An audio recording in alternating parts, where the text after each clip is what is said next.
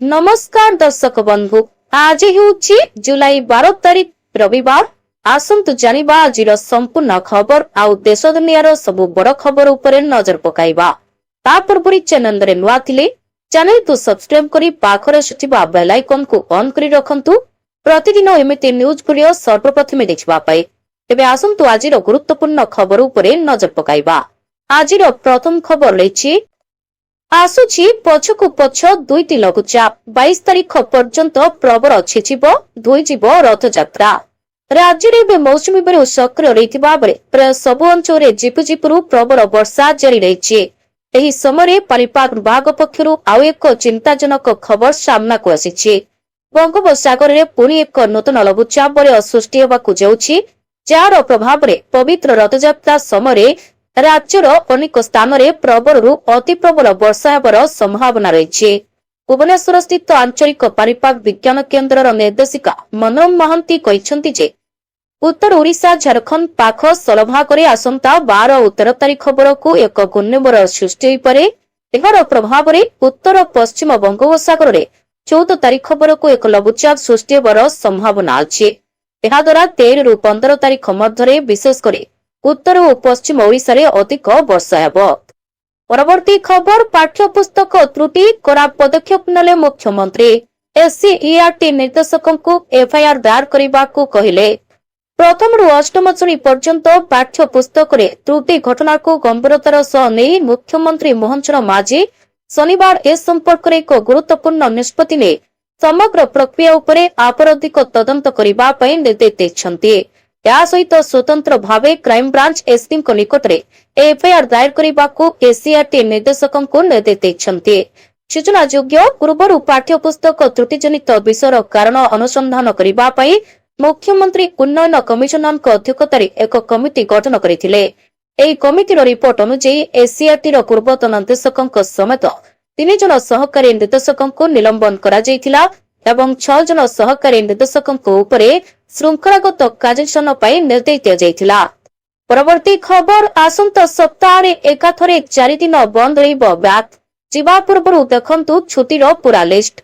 जदि आपनकर आसंता सप्ताह कोनोसी जरूरी बैंक काम अछि तेबे ई खबर आपनक पाई बहुत गुरुत्वपूर्ण। विभिन्न पर्व एवं स्थानीय कार्यक्रम जोगु देशर विभिन्न राज्य एवं शहर गुड़िकरे 13 जुलाई रु 19 जुलाई 2026 मध्य 4 दिन पाई बैंक गुड़िक बंद रहिबो। तेणु बैंक को जीवा पूर्व आपनक सहरर छुट्टी समयसूची निश्चित जांच करंतु। हेले खुशीर खबर होछि जे बैंक शाखा गुड़िक बंद रहिबा सत्वे UPI, internet banking, mobile banking, ATM, NEFT एवं आरटीजीएस परि डिजिटल बैंकिंग सेवा गुड़िक पूर्वापेक्षा चलिबो। यार अर्थ होछि आपण आपनक घरे बसी ऑनलाइन रे टंका पठाई परिबे, बिल पैठ करि परिबे एवं विभिन्न जरूरी बैंकिंग कार्य परिचालना करि परिबे। परवर्ती खबर वियतनाम रे बुरीला बोट 15 जन भारतीय पर्यटकों मृत्यु। दुर्घटना समय छाती थरा वीडियो हेला वायरल। वियतनाम रे भारतीय पर्यटकों संपर्क में एक बड़ खबर सामना को आसिछि। कुइक द्वीप निकट में भारतीय पर्यटकों को नहीं जाउतिबा एक बोट बुरी जाइछि, जेउथिरे 15 जन भारतीय पर्यटकों मृत्यु होइतिबा सूचना मिलिछि। भारतीय दूतावास कहिछि जे या स्थानीय कर्तृपक्षों सह सहयोग अछि एवं परिस्थिति उपरे कड़ा नजर रखा जाइछि। 25 जन पर्यटक और 4 जन क्रू सदस्यों को नहीं जाउतिबा बेले बुरी जाइछि बोट। पूरा छुईबार 400 मीटर पूर्व स्पीड बोट टी बुरी जाइछि। बोट ट्राजेडी नहीं स्पष्ट कला वियतनाम स्थित भारतीय दूतावास। वियतनाम रे थिबा भारतीय दूतावास एक्स रे पोस्ट करी घटना को दुखद बोली वर्णना करिछि। किछि घंटा पूर्व वियतनाम रो फू क्विक द्वीप निकट में अनेक भारतीय पर्यटकों को नहीं जाउतिबा एक बोट बुरी जाइतिला। घटना संपर्क में सटीक विवरणी संग्रह करा जाउछि एवं स्थानीय कर्तृपक्षों द्वारा उद्धार कार्य करा जाउछि बोली खबर मिलिछि। परवर्ती खबर पीएम आवास 2.0 निर्माण करंतु आपनक प्रथम घर। अकाउंट को आसीबो 1,80,000 टंका। प्रधानमंत्री आवास योजना सब्सिडी एक सरकारी पदक्षेप जहाँ गृह ऋण सुधहार रे यथेष्ट रिहाती प्रदान करे व्यक्ति विशेषों को घर मालिकाना स्वप्न पूर्ण करिबारे साहाय्य करिबा पई लक्ष्य रखिछि। एही योजना पीएमएवाई शहरी 2.0 अधीन रे प्रथम थर पाई घर क्रेता किंबा बिल्डर मानक पाई मासिक ईएमआई बोझ को कम करे 1,80,000 टंका पर्यंत सब्सिडी प्रदान करे। आय वर्ग उपरे आधार करे सब्सिडी बंटन निर्णय करिबा पई सरकार हिताधिकारी मानक सेमानक वार्षिक पारिवारिक आय अनुसार 3टी गोष्ठी वर्गीकृत करती। सुध सब्सिडी से अनुसार गणना कराए। अंशग्रहणकारी माने 25 लाख टंका पर्यंत गृह ऋण पाइपारे, जार संपत्ति मूल्य 35 लाख टंका मध्य सीमित रही। 1,80,000 टंकार सब्सिडी राशि 5टी समान वार्षिक किस्ती प्रदान कराए, जहाँ मूलधन को प्रति वर्ष 36,000 टंका ह्रास करे। सब्सिडी पाई योग्यता पाई सरकार द्वारा स्थिर कर निर्दिष्ट शर्तावली पालन करने जहाद्वारा निश्चित कर सहायता प्रकृत आवश्यकता थिबा लोकंक पाखरे पहुंचबो। प्रमुख शर्तगुड़िक मध्य पक्का घर न रखिबा, पूर्व आवास योजना उपकृत न हेबा एवं संपत्तिर महिला मानकर मालिकाना अधिकार सुनिश्चित करने अंतर्भुक्त अटे। परवर्ती खबर ई20 सहित साधारण पेट्रोल मध्य मिलिबो। एबे ग्राहकंकु पेट्रोल पंप रे मिलिबो पेट्रोल रो विकल्प। ई20 इंधन को नहीं एबे सारा देश रे हंगामा मातिछि। केदारनाथ ब्रांडेड पेट्रोल को नहीं आलोचना एवं विवाद रे एबरी न्याय जारिछि। तार अंदाज बोधे सरकारଙ୍କର नथिला। ଏହି ସମୟରେ ई20 ଦେଶର ସବୁଠାରୁ ଟ୍ରେଣ୍ଡିଂ ଟପିକ ପାଲଟିଛି, ଯାହାକୁ ନେଇ ଲୋକଙ୍କ ମଧ୍ୟରେ ଅସନ୍ତୋଷ ଦେଖାଦେଇଛି। ସରକାରଙ୍କ ଉପରେ ଗମ୍ଭୀର ଅଭିଯୋଗ ଆସୁଛି ଏବଂ ଏହି ସମସ୍ତ ବିବାଦ ଭିତରେ ବିରୋଧୀ ଦଳ ନିଜର ରାଜନୈତିକ ଫାଇଦା ଉଠାଇବାକୁ ଚେଷ୍ଟା କରିଛନ୍ତି। ଅନ୍ୟପଟେ ସରକାର ସ୍ୱୀକାର କରିଛନ୍ତି ଯେ ई20 ଇନ୍ଧନ ଯୋଗୁଁ ଗାଡ଼ିର ମାଇଲେଜ 3 ରୁ 5% ପର୍ଯ୍ୟନ୍ତ କମାଯାଇପାରେ, କିନ୍ତୁ ରାସ୍ତାରେ ପୁରୁଣା ଗାଡ଼ି ଚଲାଉଥିବା ଲୋକମାନେ 20 ରୁ 30% ମାଇଲେଜ କମୁଥିବା ଦାବି କରିଛନ୍ତି। तबे लोकंक यह आशंका भितर एवं एक खबर आसी जहां सरकार विरोधी माने तांकर यूटर्न बोली कहउछंती। सूत्र अनुसार सरकार एबे एक विकल्प उपरे विचार करिसंती, जहां लोक माने दाबी करथिले पेट्रोल पंप रे आपन के कोई इंधन विकल्प मिली पारे। सरकार एवं एक फॉर्मूला उपरे विचार करछंती, जहां परे लोके गाड़ी रे निज इच्छा मुताबिक पेट्रोल पकाई परिबो बोली कुआ जायछि। परवर्ती खबर एनिकी व्हाट्सएप रे मिलिबो आयुष्मान कार्ड रो सब सुविधा। घरे बसी चेक करंतु बैलेंस सेव करंतु ए नंबर। देशर कोटी कोटी आयुष्मान भारत हिताधिकारी एक बड़ खुशी खबर। तबे आयुष्मान कार्ड रो बैलेंस एवं अन्य सेवा विषय जानिबा पई आउ आयुष्मान ऐप किबा वेबसाइट रो साहाय्य नबाकू पड़िबो नाही। आयुष्मान भारत प्रधानमंत्री जन आरोग्य योजना रो अनेक गुरुत्वपूर्ण सेवार लाभ एवं सीधासख व्हाट्सएप माध्यम मिल पारिबो।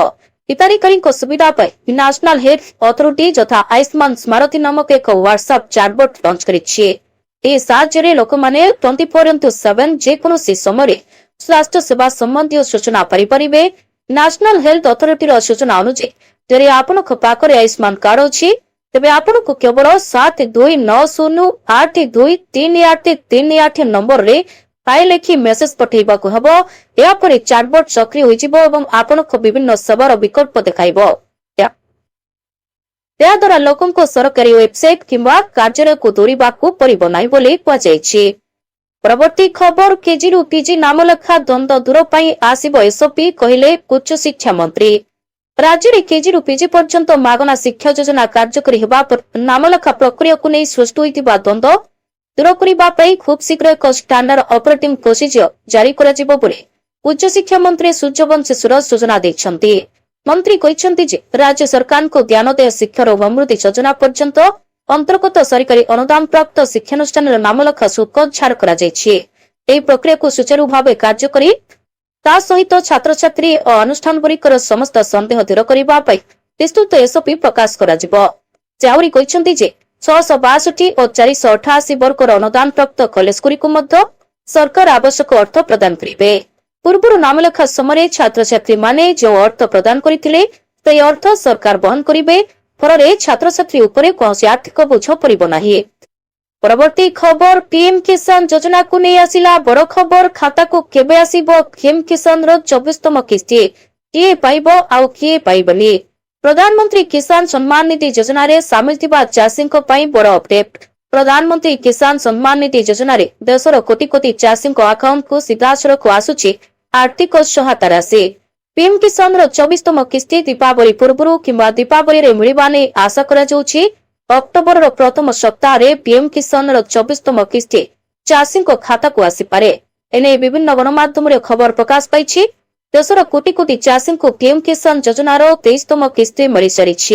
जून 20 तारिख में सीधासलख आसीथिला पीएम किसान 23तम किस्ती टंका। कोटी कोटी चाषी खाता को जाइथिला टंका। देशर चाषी को अक्टोबर मासरे ही टंका पठाई पारंती केंद्र नरेंद्र मोदी सरकार। କୋଟି କୋଟି ଚାଷୀଙ୍କ ଖାତାକୁ 2,000 ଟଙ୍କା ଲେଖାଏଁ ପଠାଇବେ ସରକାର। ପରବର୍ତ୍ତୀ ଖବର କର୍ମଚାରୀଙ୍କ ଦରମାରେ 283% ହେବ ବୃଦ୍ଧି। ପିଟମେଣ୍ଟ ଫ୍ୟାକ୍ଟରକୁ ନେଇ ଆସିଲା ନୂଆ ଅପଡେଟ୍। କେନ୍ଦ୍ରୀୟ କର୍ମଚାରୀ ଏବଂ ପେନ୍ସନଭୋଗୀଙ୍କ ମଧ୍ୟରେ ଅଷ୍ଟମ ବେତନ କମିଶନକୁ ନେଇ ଚର୍ଚ୍ଚା ଜୋର ଧରିଛି। କର୍ମଚାରୀ ସଂଗଠନଗୁଡ଼ିକ ସରକାରକୁ ପିଟମେଣ୍ଟ ଫ୍ୟାକ୍ଟର ବୃଦ୍ଧି ଏବଂ ସମ୍ବନ୍ଧିତ ମୌଳିକ ଦରମା 69,000କୁ ବୃଦ୍ଧି କରିବାକୁ ଦାବି କରିଛନ୍ତି।